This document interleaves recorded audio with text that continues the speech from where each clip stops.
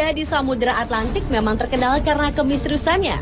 Tetapi ternyata di beberapa perairan di bumi ini terdapat ada juga lautan yang tidak kalah menyimpan misteri dan berbahayanya dibanding segitiga Bermuda.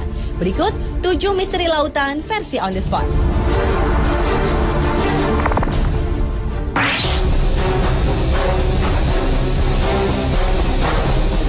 Lautan yang pertama yang menyimpan misteri adalah Laut Setan. Perairan yang berada 100 km di selatan Jepang ini merupakan kawasan yang sangat berbahaya bagi aktivitas pelayaran dan penerbangan.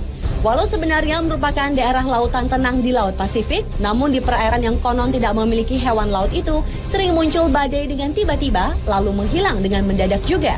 Antara tahun 1950 hingga 1954, terhitung 9 kapal besar hilang tanpa jejak saat melintasi Laut Setan.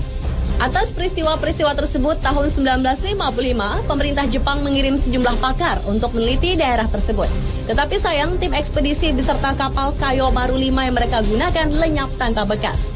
Selain itu, misteri lainnya adalah sekalipun kapal-kapal yang menjadi korban tetap utuh, tetapi penumpang-penumpangnya lenyap. Apa yang dialami para penumpang kapal dan kemana mereka pergi, hingga kini misterinya belum dapat terjawab.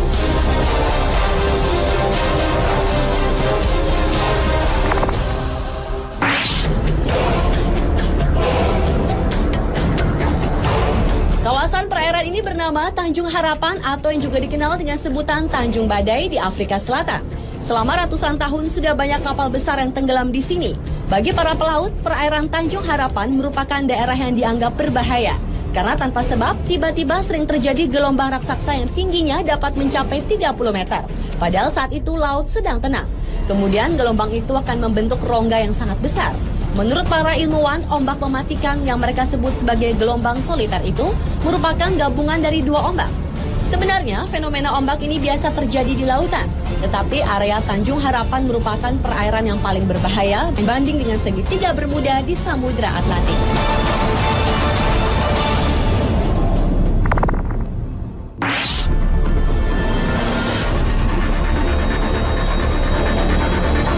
Letak perairan yang juga menyimpan misteri ini berada di sebelah tenggara segitiga Bermuda di Samudra Atlantik. Itulah mengapa banyak orang menyamakan Laut Sargasso ini dengan segitiga Bermuda. Lautan ini menyimpan keunikan tersendiri di mana perairannya bergerak searah jarum jam. Selain itu, lautan yang memiliki pusaran raksasa dengan aturannya sendiri ini ternyata dapat mempengaruhi penglihatan para pelaut yang melintasinya. Sejumlah orang mengaku melihat fata morgana, di mana matahari terbit di timur dan di barat dalam waktu bersamaan. Menurut seorang pakar dari University of Western Australia, yaitu Richard Silverster, pusaran raksasa perairan Sargasso dapat menciptakan pusaran kecil yang mencapai wilayah segitiga Bermuda. Dan pusaran kecil inilah yang dapat mencelakai benda-benda yang melintasinya.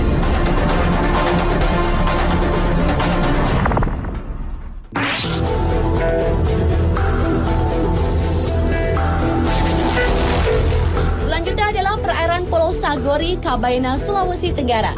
Sebelum tahun 2002, pulau yang merupakan objek wisata ini ternyata menyimpan misteri. Antara lain adalah misteri seringnya terjadi kapal karam. Oleh karena itu, banyak orang menyebutnya segitiga Bermuda di Kabaina.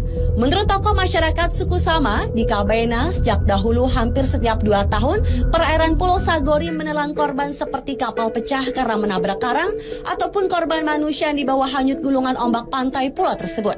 Karena tidak terhitung lagi jumlah kapal yang terkubur di dasar Laut Sagori. Perairan ini disebut kuburan kapal. Kapal yang terkubur di sini antara lain kapal layar VOC dan kapal-kapal yang diperkirakan berasal dari Cina.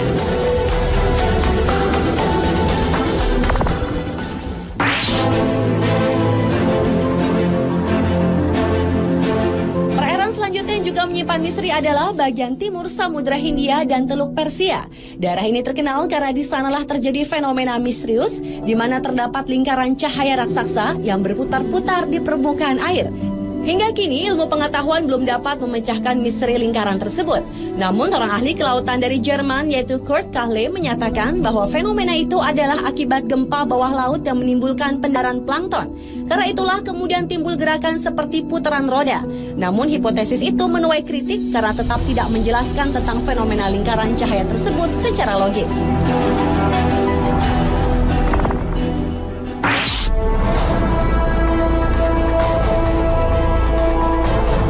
Selanjutnya adalah misteri pusaran air di Laut Norwegia.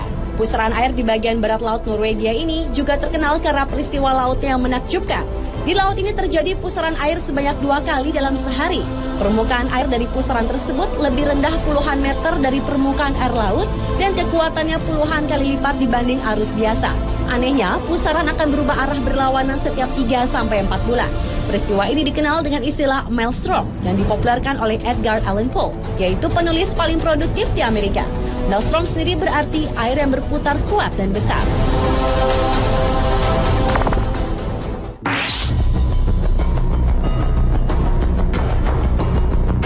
Dan misteri lautan yang terakhir terjadi di perairan Masa Lembo, Sulawesi Selatan. Di kawasan inilah pesawat Adam Air secara misterius menghilang pada 1 Januari 2007 silam. Selain itu, perairan Masa Lembo juga pernah menelan 3 buah pesawat yang menghilang secara misterius pada tahun 1961 dan konon keberadaannya belum bisa ditemukan. Sebuah teori mengatakan bahwa fenomena segitiga Bermuda terjadi karena adanya kantong udara atau air hole. Fenomena alam inilah yang diperkirakan menjadi penyebab menghilangnya pesawat Adam Air yang hingga sekarang belum diketahui nasibnya. Menurut pakar penerbangan Martono, kantong udara adalah sebuah ruangan yang berisi udara yang mengalir dengan kecepatan tinggi sehingga dapat menyedot kapal atau pesawat. Dan sekitar Masa Lembo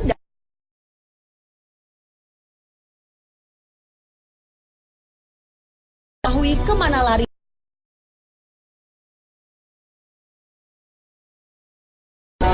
Pemirsa, itulah 7 misteri lautan versi On The Spot.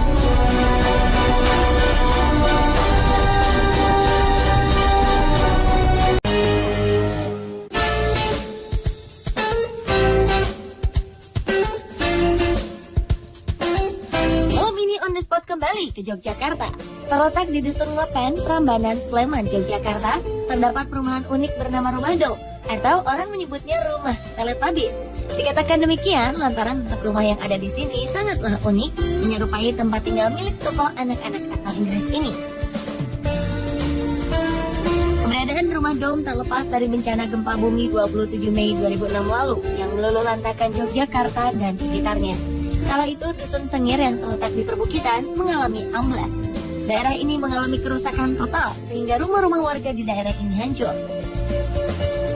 Lihat kondisi ini, LSM Wengo, atau World Association of Non-Governmental Organization, dan Domes for the World Foundation, sebuah NGO dari Amerika Serikat, menawarkan sebuah solusi untuk rekonstruksi rumah tahan gempa, yakni dengan membangun rumah dom.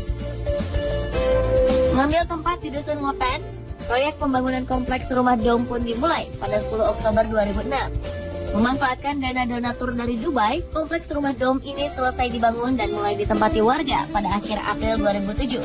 Mantan Menko Kestra Profesor Dr. Alwi Shihab meresmikan dan menyerahkan rumah dom pada 29 April 2007. Selanjutnya, Dusun Lepen diberi nama New Lepen. Untuk biaya pembuatan satu rumah dom pada 2006 lalu menghabiskan dana sekitar $4.000 atau sekitar 40 juta rupiah jika dikurskan dengan nilai rupiah pada saat itu. Total ada 80 rumah di sini. Luas sebuah rumah dom mengambil dasar 7 kali 7 meter, sedangkan untuk atap setinggi 4,6 meter. Seluruh bangunan di sini memiliki ukuran sama, kecuali untuk musola dan aula. Kedua bangunan ini memiliki luas 9 kali 9 meter dengan tinggi 4 meter. Bangunan aula sengaja dibangun lebih besar, sebab bangunan ini berfungsi sebagai tempat untuk menyambut tamu. Selain itu, warga di sini juga memanfaatkan aula sebagai tempat untuk bermusyawarah. Selain aula, di kompleks ini juga terdapat musola dan pos kesehatan desa. Musola ini mampu menampung 80 jemaah, sedangkan di pos kedes tersedia 1 orang bidan. Di dalam bentuk bangunannya yang unik, terdapat berbagai kelebihan yang ditawarkan oleh rumah dom. Yang paling utama tentunya adalah struktur bangunan tahan gempa. Bangunan unik ini juga tahan terpaan angin hingga kecepatan 450 km per jam dan usianya yang tahan beberapa abad. Selain itu, bangunan ini dapat mempertahankan suhu yang sejuk di dalam, yaitu sekitar 27 derajat Celcius pada lantai bawah dan 33 derajat Celcius pada lantai atas. Selain keunikan rumah dom, kompleks ini menawarkan destinasi wisata lainnya. Salah satunya adalah peternakan sapi dan kambing. Di sini, anak-anak biasanya akan memberi makan ternak. Masih di sekitar kawasan ini, Anda juga bisa mengunjungi Belik Munut. Belik Wenut adalah mata air dengan keunikan dan khasiat yang unik. Hanya terpisah dinding, namun Belik Wenut memiliki dua rasa berbeda. Mata air yang satu memiliki rasa yang manis. Mata air ini juga dipercaya warga sekitar mampu membuat awet muda. Sebagian warga mengambil air dari sumber mata air Belik Wenut ini untuk kehidupan mereka. Mereka memanfaatkan mata air ini sebagai air minum, sedangkan sebagian warga lainnya memanfaatkannya untuk mandi di sini. Naik ke atas, Anda dapat berwisata ke Tanah Amblas. Anda akan diajak trekking di desa yang dulunya pernah amblas. Di sini, Anda dapat melihat sisa-sisa bangunan korban bencana gempa 2006 silam. Selanjutnya, Anda dapat menikmati pemandangan kompleks rumah dom dari ketinggian. Masyarakat biasa menyebutnya Dome's View. Kompleks yang juga menjadi kawasan wisata ini menyediakan 2 kamar homestay. Wisatawan bisa merasakan tinggal di dalam rumah dom seperti warga lainnya. Lokasi wisata ini juga menyuguhkan aneka permainan tradisional untuk anak-anak. Fasilitas berbagai macam permainan anak seperti mandi bola, kereta listrik, kolam pemancingan untuk anak-anak juga tersedia di sini. Dan di samping aula terdapat taman bermain untuk anak-anak yang akan dihibur oleh badut Teletubbies.